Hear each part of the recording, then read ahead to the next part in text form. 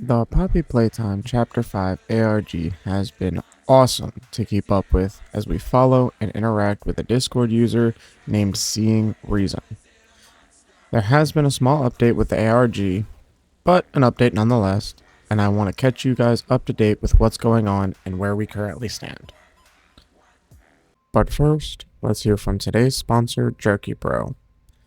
Jerky Pro is an American-based beef jerky company. They are FDA, USDA, and SNAP food stamp approved. They have amazing deals going on right now, like 2 1-pound bags with 2 additional 3-ounce bags for $80.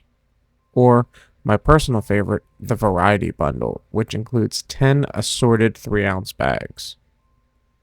But they don't just stop at beef jerky. They also have normal household groceries like meats, breads, and energy drinks. They are partnered with Texas Roadhouse and Omaha Steaks to bring you high quality steaks that you can also buy in bulk. If you use my code DARNBLUECRAB with a capital DBC, you will get 5% off of your orders at checkout. Thank you again to Jerky Pro for sponsoring this video. Before we begin, I wanted to give a big shout out to Discord users High IQ Cell and Carpe Diem for cracking the code and getting us to where we ended up today. I will also leave a link to the Google document to see a more in-depth analysis as to what went into cracking this, as I will just go over the broader strokes in this video. In the Restricted Conditioning 1990 video, where we see how Catnap was sentenced to conditioning to forget his past life as Theodore Graham Bell and comply with his new life as Catnap, before ultimately breaking out of containment and going on a rampage, killing 6 lab workers and injuring 8 more. If we stop the video at the 1 minute and 3 second mark, we will see this glitchy Windows 98 looking taskbar of sorts, and it's completely distorted. That is because what is being used is called frequency domain steganography. To most people, myself included, this image looks like a distorted mess, but not to High IQ Cell or Carpe Diem. They found out that the image operates in the JPEG frequency domain. That means that the image is divided into 8x8 blocks, and they have been transformed using the discrete cosine transform, or DCT for short. The important thing to note that the message is not stored by the absolute value, but as relationships. Let me simplify it for you. Instead of the encoder asking if the coefficient equals x, it is instead asking if the coefficient of A is greater than the coefficient of B. That single comparison encodes the symbol. So, the values themselves don't matter, only their ordering. The reason it survives compression is that JPEG compression destroys exact values, but preserves relative relationships. The asymmetry is the exploit, and it doesn't matter if the image is resaved, uploaded, lightly screenshot, or recompressed. The statistical relationship remains intact.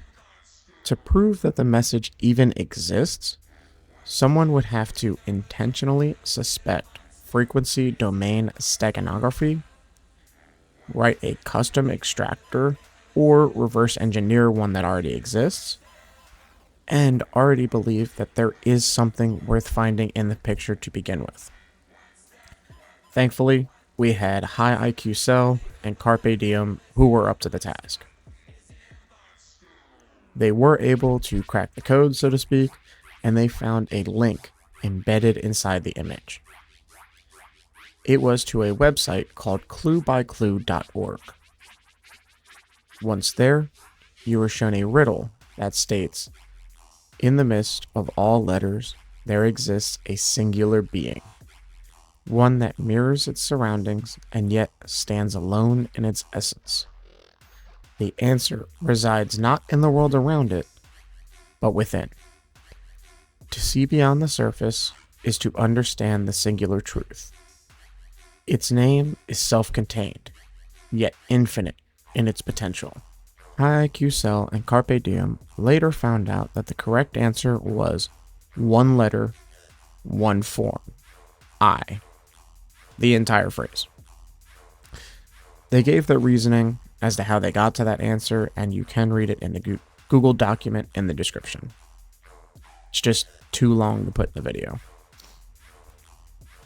After typing out the quote, the site refreshes and now states the following: Missing Documents Archive. You're not the first to look. That doesn't mean you're wrong. It also gives you a spot to enter what you found.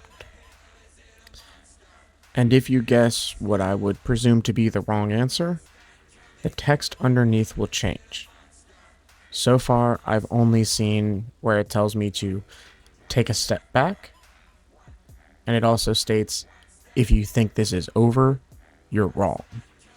Leading me to believe that this is not the end of the ARG, we're only just getting started. And that is where we are currently at in the ARG as of the making of this video.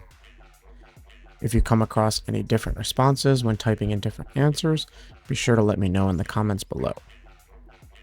Unfortunately, by the time I was making the script for this video, the Clue by Clue website would only show the missing documents archive, so I have no screenshots of what the riddle looked like on the previous page. I also went ahead and saved it to the Wayback Machine website, so that if we have to reference previous iterations, we would be able to do so. Thank you again to High IQ Cell and Carpe Diem for doing all of the heavy lifting and getting us this far. If you enjoyed the video, be sure to hit the like button and subscribe if you're new. Have a great rest of your day. Peace.